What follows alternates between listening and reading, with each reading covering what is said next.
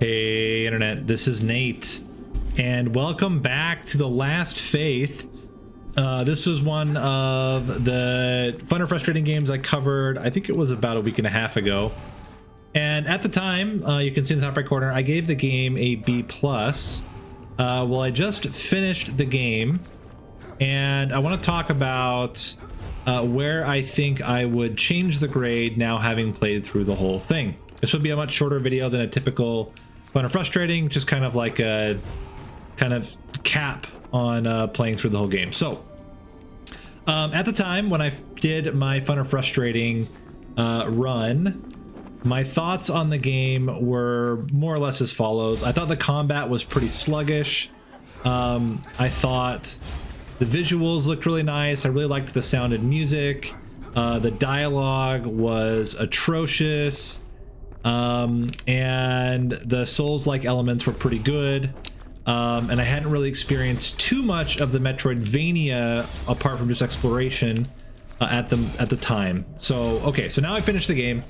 How would I adjust the scores? So first thing, the game ended up being a lot more metroidvania than I thought it would be.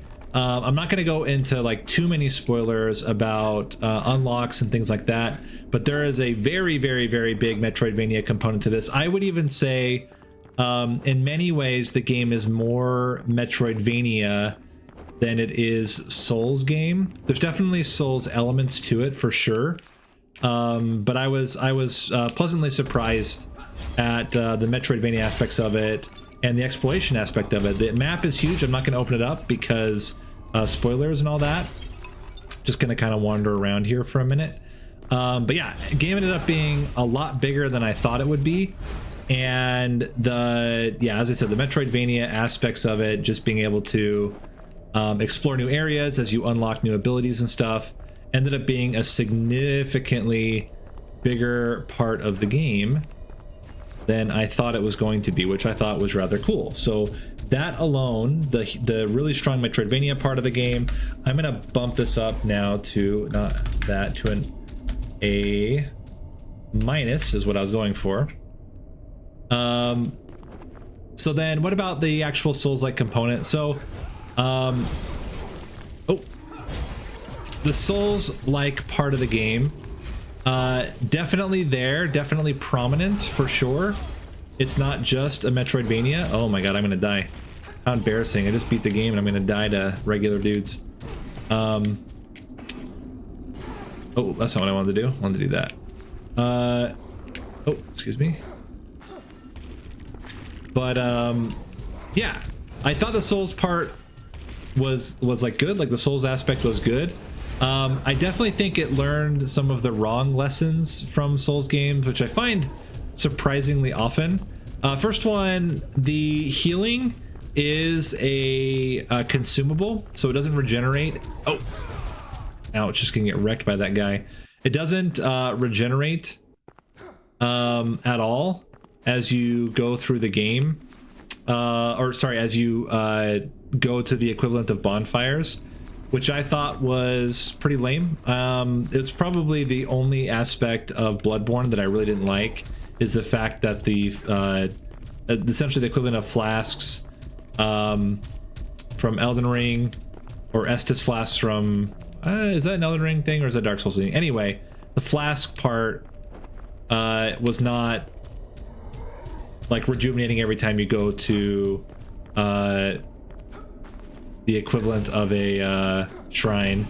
But okay, it's not terrible. One positive aspect of that is that you can earn them back, and there is still a limit on how many you can have at a time, which I think is quite important.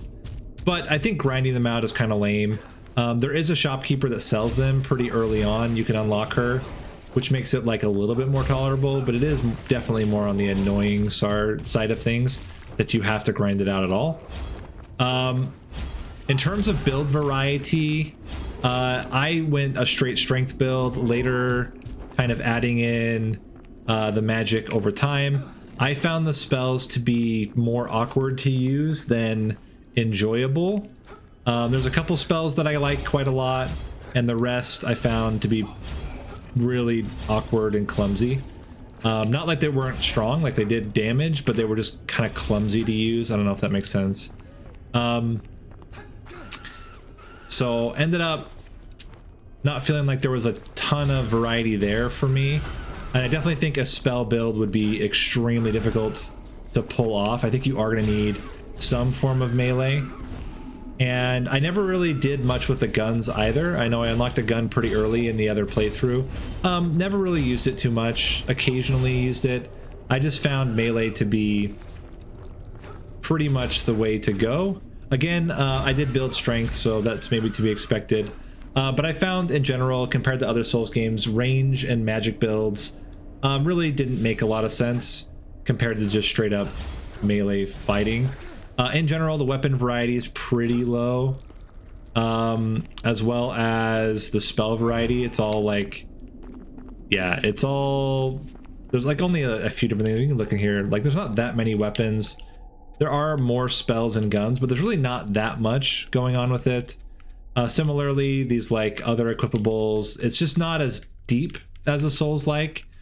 But yeah, so that part for me was a little bit of a letdown, so I'm going to bump it down just for the Souls-like elements being not particularly great. The story honestly didn't really get much better. I did appreciate that unlike the actual From Software Souls games, the quests were somewhat easy to follow, like what you're supposed to do, which is, in my opinion, one of the worst things about the Souls games, is that their quest lines are so obscure sometimes that it's like kind of annoying. None of the quests that I played in this game ever got to like annoying territory, or side quests that I did in this game ever got to annoying territory, which I thought was quite good. And the combat actually grew on me quite a bit. I really like the melee combat a lot. There is some like finesse to it that you can parry. You can also get a shield later. You can trade both of those to be more aggressive. You can also use weapon abilities, which are quite strong. So there is some like cool combat stuff to it. I'm not going to bump up the grade for it because I actually thought the combat was quite good when I first played it, but ended up being even better than I thought it was going to be. So that was kind of cool. Boss fights, really strong in this game. There's some really cool bosses, really cool visuals there with those bosses, which I thought were like just very impressive. There is a mix of like single kill the boss one time versus like multi-stage bosses, which I thought were quite cool. Tons of secrets in the game, like tons of secret things, little secret story things in it. That's quite cool. The pathing in the game is pretty cool. The areas actually ended up having a lot more variety than I thought. So everything that I graded it on before, again, was based on this kind of like Souls-like view, but the more that I think about it as a Metroidvania, the stronger the game comes out, in my opinion, because the Souls elements are actually the ones I think are the weakest, and the Metroidvania part of it tends to be the strongest, in my opinion. So I'm gonna leave it kind of back where it was, B+. I think if they make a sequel, I would change out some of the more annoying aspects of the Souls-like part of it and more emphasize the Metroidvania part, because I think that part was like really strong.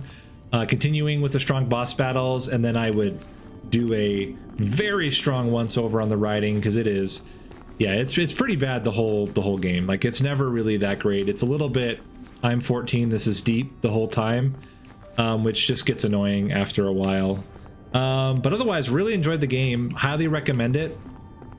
With a caveat of those few elements. I guess one last thing I should address is the difficulty curve of the game.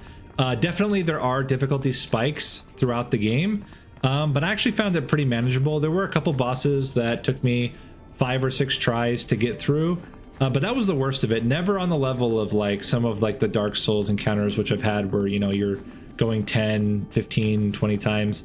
And for those that are like super get good, there is no summoning, so like it's all on you the whole time, which is you know, nice for those that appreciate that kind of challenge. So there you go. Let me know what you guys think. Hope you guys are doing well. If you enjoyed this video, please give it a like. And if you've played the game, let me know what you think in the comments. This has been Nate, and I will see you next time. Peace.